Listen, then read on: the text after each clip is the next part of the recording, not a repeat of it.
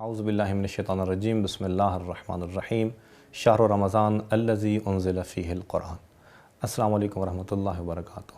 ناظرین، سب سے پہلے میں آپ کو نور الولایہ ٹی وی پر خوش آمدید کہتا ہوں۔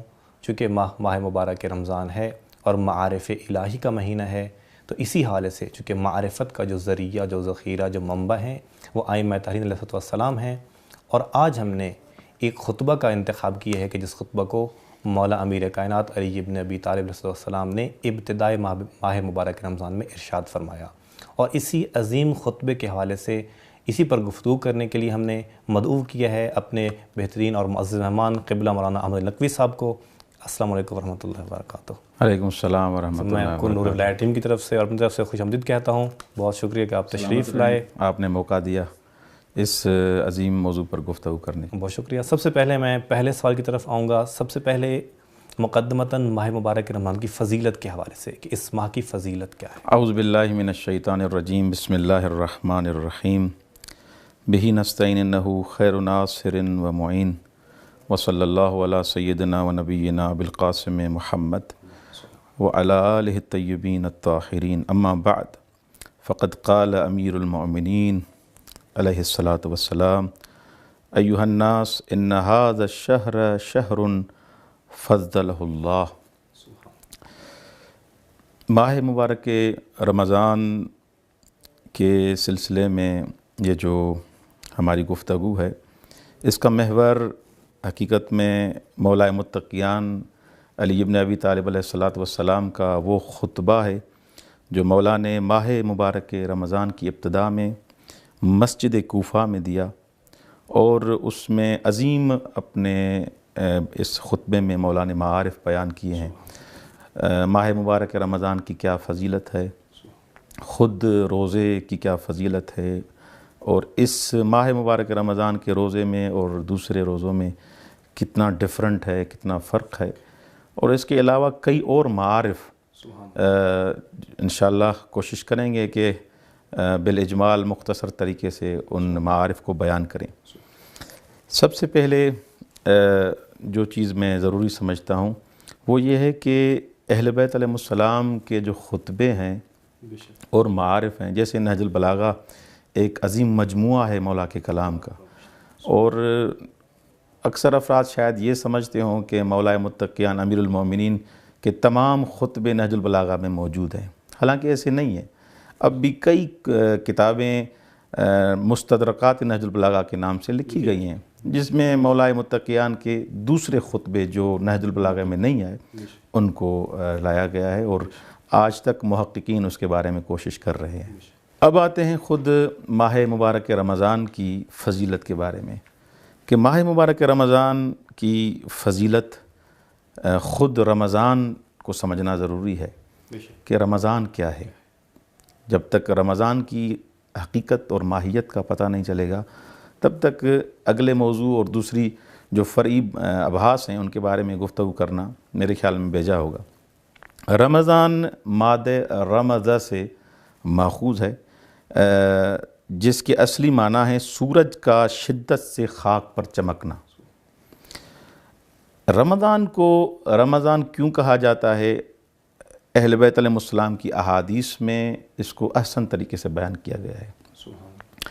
ایک قول کے مطابق رمضان کو، جیسے مختار الصحاح نے بھی اس کو بیان کیا ہے، وہ مجموع البیان کے قول کو نقل کرتے ہیں کہ رمضان اللہ کا مہینہ ہے، اللہ کا نام ہے، اور رمضان کو رمضان اس لیے کہا جاتا ہے کیونکہ اس میں مومنین کے گناہ معاف ہوتے ہیں، اور رمض یرمضو وہی گناہوں کا ختم ہونا، جھڑ جانا، اسی لیے کیونکہ اس ماہ مبارک رمضان میں مومنین کے گناہ بخشے جاتے ہیں، گناہ ختم ہو جاتے ہیں، اسی لیے رمضان کو رمضان کہا جاتا ہے۔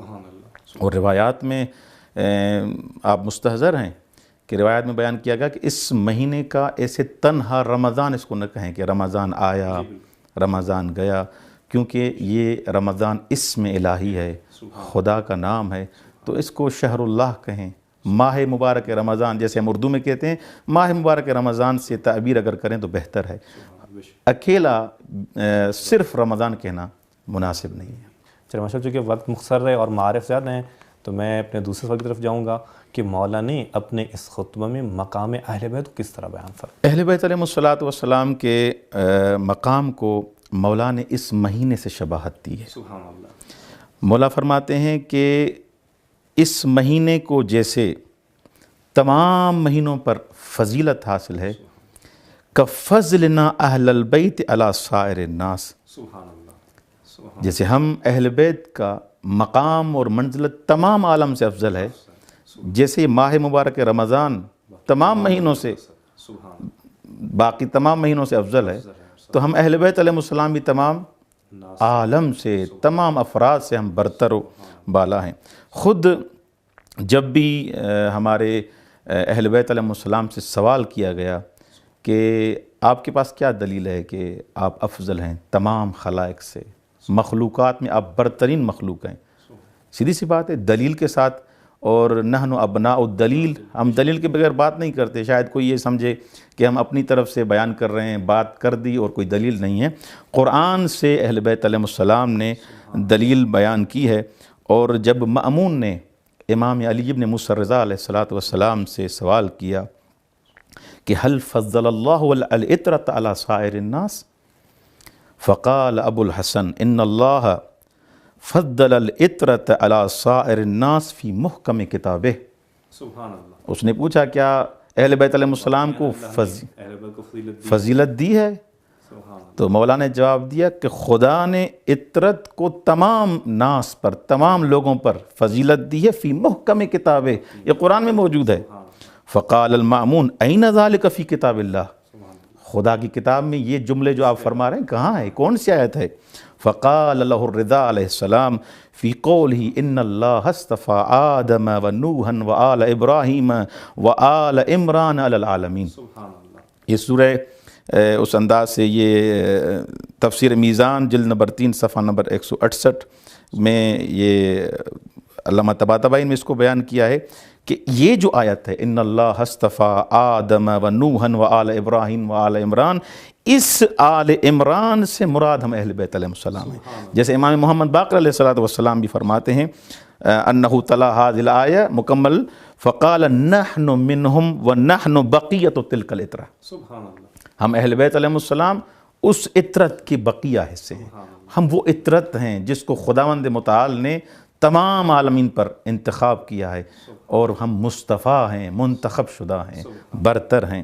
اس کے علاوہ کئی اور آیات ہیں جن میں برتری اہل بیت علیہ السلام، روایات ہیں جس میں اہل بیت علیہ السلام کی برتری واضح ہے۔ سبحان اللہ۔ بس کیونکہ مختصر وقت ہے تو اس لیے باقی معارف انشاءاللہ ناظرین پہ چھوڑتے ہیں کہ خود ان کی طرف توجہ کریں گے۔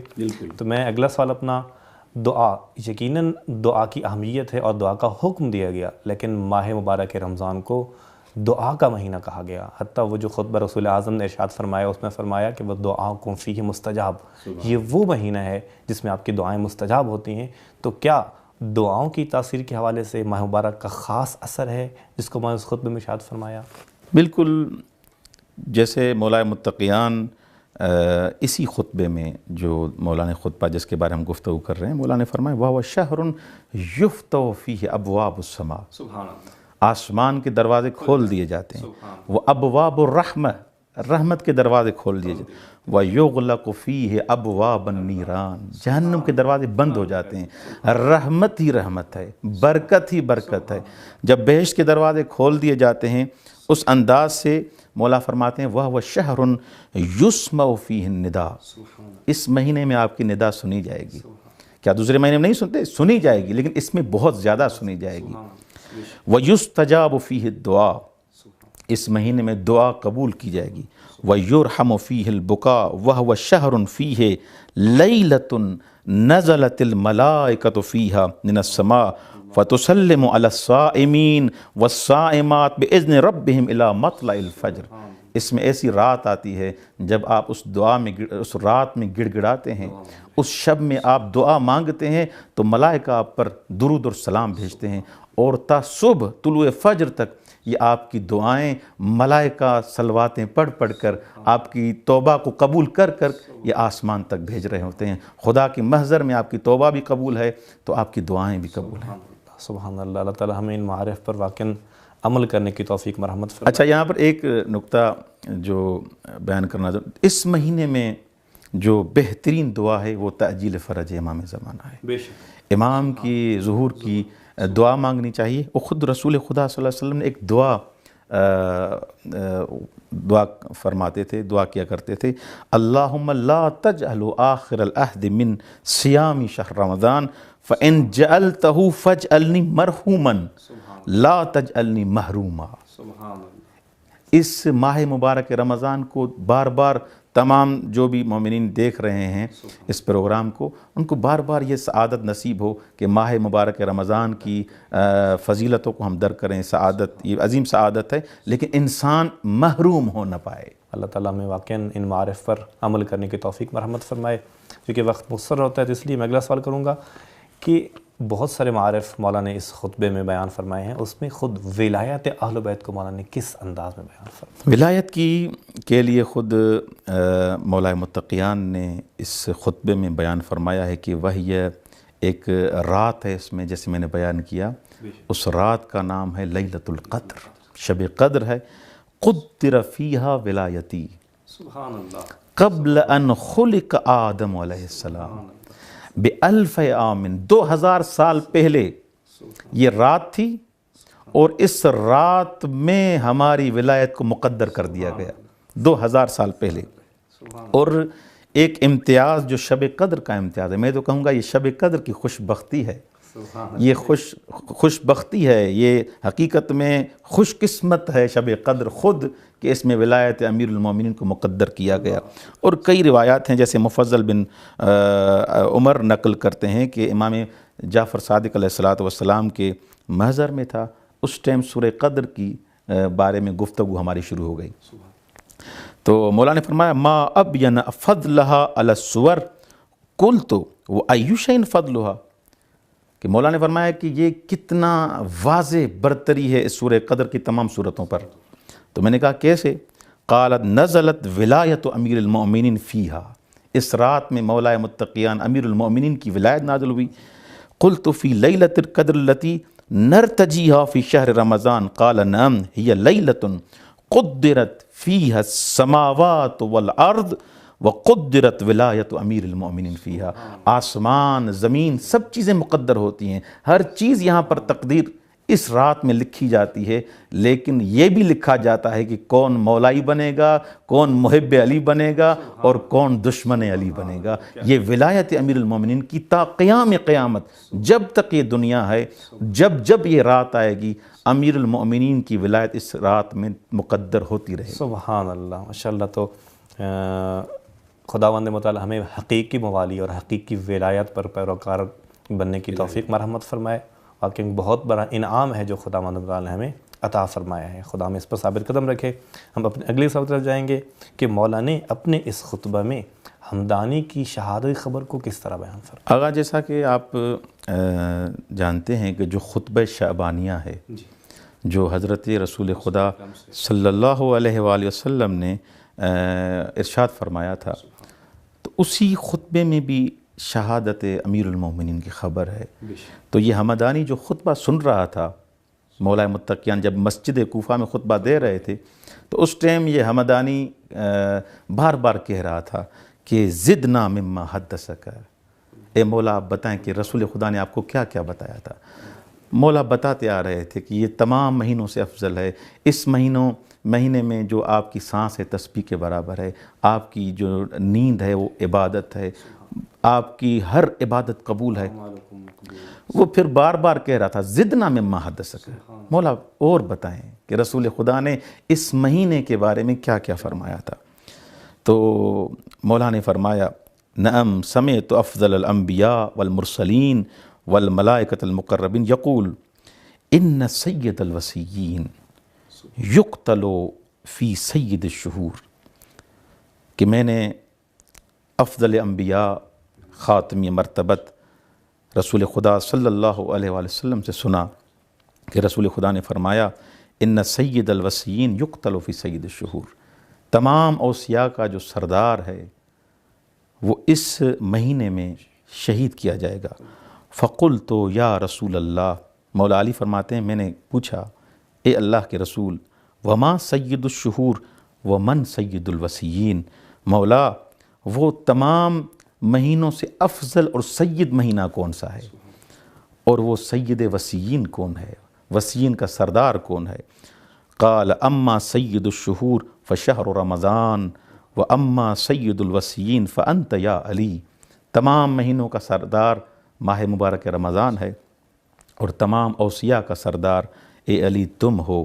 فقلت یا رسول اللہ فإن ذلك لکائن، قال اے وربی انہ ینبعث اشقى امتی شقیق آخر ناقۃ ثمود ثم یضربک ضربۃ علی فرقک تخذب منها لحیتک فأخذ الناس بالبکاء والنحیب فقطع خطبتہ۔ مولا متقیان نے جب بیان کیا کہ رسول خدا نے فرمایا کہ علی تمہیں اس مہینے میں قتل کر دیا جائے گا، شہید کیا جائے گا، اور وہ فرد جو تمہارا قاتل ہوگا دنیا کا، اس کائنات کا بدبخت شقی فرد ہوگا جو تمہارے فرق پر تمہاری سر مقدس پر ضربت مارے گا اور آپ کی ریش مبارک اس سے خضاب ہو جائے گی۔ تو جب مولا نے یہ خطبہ دیا، جب اس انداز سے مولا نے خبر دی اپنی شہادت کی، اس ماہ مبارک رمضان میں میری شہادت ہو جائے گی، تو سارے لوگ اس ٹائم گریہ کرنے لگے اور چیخیں اور اس انداز سے بلند بلند گریہ کرنے لگے۔ تو بہرحال یہ خطبہ اس وقت مولا نے جب گریہ شروع ہو گیا تو مولا نے خطبہ ختم کر دیا۔ بہت عمدہ۔ اللہ تعالیٰ واقعاً ہمیں ان معارف خداوند متعال سے، ان معارف معصومین سے مرتبط ہونے اور ان پر عمل کرنے کی توفیق مرحمت فرمائے۔ بس آخر میں ایک سوال مختصر انداز میں کہ خود چونکہ یہ ایک باعظمت اور بابرکت مہینہ ہے، افضل الشہور ہے، تو ہمیں اس ماہ کو، اس ماہ مبارک کو کس انداز میں گزارنا چاہیے؟ سب سے بہترین چیز جو مولا متقیان نے اس مہینے کے بارے میں فرمایا ہے کہ سیام یومہا افضل من سیام الف شہر، سبحان اللہ۔ اس مہینے کے ایک دن کا روزہ 1000 مہینے کے روزوں سے افضل ہے، یہ نہیں کہ 1000 مہینوں کے برابر ہے، افضل ہے۔ والعمل فیہا افضل من العمل فی الف شہر، اور اس میں جو ایک عمل انجام دے گا، انسان فقط یقین کے ساتھ اگر عمل انجام دے کہ اس مہینے میں جو آپ عمل کر رہے ہیں وہ 1000 مہینوں 1000 عمل سے بہتر ہے، تو اس انداز۔ اچھا، ایھا الصائم تدبر امرک فإن فی شہرک ھذا ضیف ربک، یہ تو تھوڑا سوچو کہ تم اس مہینے میں مہمان کس کے ہو، میزبان کون ہے، تم مہمان ہو۔ انظر کیف تکون فی لیلک و نہارک، اب جس کے پاس آپ مہمان بن کے جاتے ہیں دیکھو تو صحیح، جو میزبان ہے اس کے سامنے تم بیٹھتے کیسے ہو، تمہارا دن کیسے گزر رہا ہے، تمہاری رات کیسے گزر رہی ہے۔ تحفظ جوارحک عن معاصی ربک، کیا تمہارے جوارح، تمہارے اعضاء معصیت سے محفوظ ہیں۔ انظر ان لا تکون باللیل نائما وبالنہار غافلا، دن میں غافل نہ ہو جانا، رات کو ایسے نہ ہو کہ نیند میں تمہاری رات گزر جائے اور اس عظیم فضیلت سے تم، نعمت سے تم محروم ہو جاؤ۔ فینقضی شہرک وقد بقی علیک وزرک، یہ شہر ماہ مبارک رمضان گزر جائے اور تمہارے گناہ تمہاری پشت پر ویسے ہی باقی رہیں، ایسے نہ ہو۔ فتقون عند استیفاء الصائمین اجورہم من الخاسرین، تو بہرحال یہ اس انداز سے مولا بیان کر رہے ہیں کہ اس ماہ مبارک رمضان کو کیسے گزارنا ہے۔ خود رسول خدا صلی اللہ علیہ وسلم کی حدیث ہے کہ بدبخت ہے وہ انسان جو ماہ من ادرک شہر رمضان، جو ماہ مبارک رمضان کو درک بھی کرے لیکن اس میں اپنے آپ اپنے گناہ نہ بخشوا سکے، مغفرت اس انداز سے طلب نہ کر سکے، وہ بدبخت ہے۔ مفصل وہ روایت ہے کہ بدبخت ہے وہ انسان جو والدین کو درک کرے لیکن وہ والدین اس کو بہشت نہ لے کے جا سکیں۔ بدبخت ہے وہ انسان جس کے ہاں اہل بیت علیہ السلام رسول خدا کا نام لیا جائے اور وہ صلوات نہ پڑھے۔ تو اسی طرح مولا نے فرمایا کہ بدبخت ہے وہ انسان جو اتنے عظیم مہینے کو درک کرے اور اپنے گناہ نہ بخشوا سکے۔ سبحان اللہ، بہت شکریہ ناظرین یہ ہمارے معزز مہمان تھے مولانا سید احمد نقوی صاحب، اللہ تعالیٰ ان کی توفیقات میں مزید اضافہ فرمائے، جو بہترین انداز سے مولا کے اس خطبے کو بیان فرما رہے تھے۔ اب یہ ہماری اور آپ کی ذمہ داری ہے کہ آغا صاحب نے ذمہ داری ادا کر دی، بہترین انداز میں ان معارف کو ہم تک پہنچایا۔ اب ہمیں یہ چاہیے کہ ہم واقعاً ان معارف سے استفادہ کرتے ہوئے اس معنی ماہ مبارک گزاریں کہ جس طرح ماہ مبارک کو گزارنے کا حق ہے۔ تو اسی کے ساتھ میں آپ سب سے دعاؤں کی التماس کرتے ہوئے اجازت چاہوں گا۔ اللہ حافظ۔